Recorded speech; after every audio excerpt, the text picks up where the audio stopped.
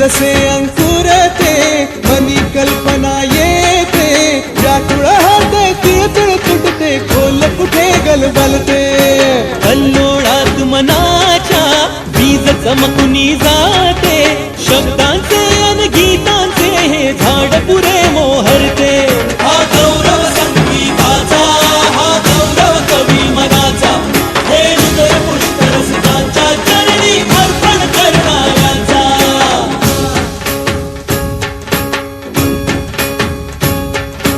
तिसरी घंटा होते मखमल ही उलगडते रंग रंगल्या अभिनेत्याचे